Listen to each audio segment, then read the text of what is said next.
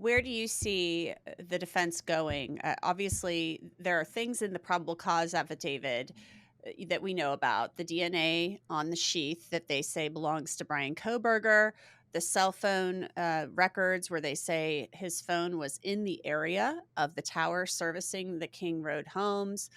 We have, the video, the surveillance video of allegedly his vehicle trying to park at the house. So there are a lot of things that the defense is going to question in this case, along with this eyewitness testimony of the surviving roommate who says she saw a man clad in black walk toward her door, go out the sliding glass door, and she said he had bushy eyebrows. So she can't, to our knowledge, she hasn't said, yeah, that was him, but she gives a description.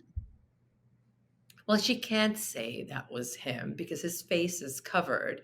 Again, all of this is circumstantial evidence. And I would expect the defense to be attacking every single piece of evidence that they had at least mentioned in that affidavit, because there are ways to poke holes in every single one of these pieces, right? Whether it be the DNA, I mean, this could have been something that he maybe touched it at some other time, transfer type DNA. It could have happened on a previous night, on a previous day, or there may be issues with the DNA testing itself. And I'm sure the defense will hire their own expert and do their own testing. And if there's any issues, they're going to bring it up. So there's all sorts of ways of attacking evidence that initially seems like, oh my goodness, that's strong evidence. They've got him. Not necessarily.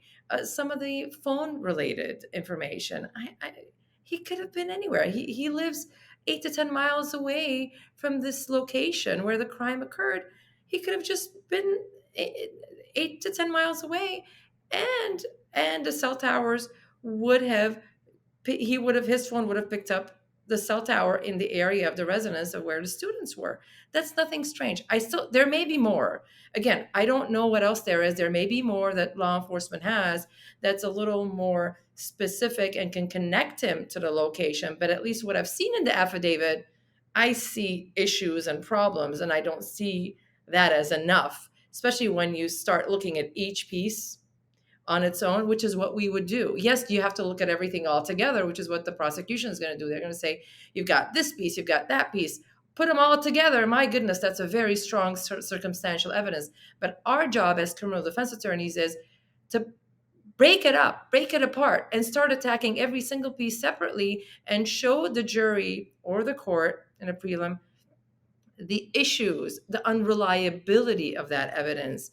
And for example, the shoe prints, very common, right? Bushy eyebrows. My goodness, that's pretty common. If you ask me, most men are going to fall under that category. How do you narrow down the group of suspects if you're saying bushy eyebrows? That's not enough to identify and ID anyone. So, yes, there are some issues here.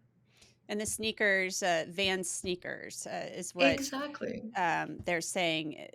The shoe print by her door, or what have you, in the direction she said he was walking came from. So it'll be interesting to see if we find out that he owned Van's shoes or not. So we just don't know. Well, Lara Yeretsian, defense attorney, criminal defense attorney, thanks as always for giving us your time and your expertise. We really appreciate it, and we hope you'll come back to talk about this another time. Thank you, Angenette. It's always a pleasure to be with you.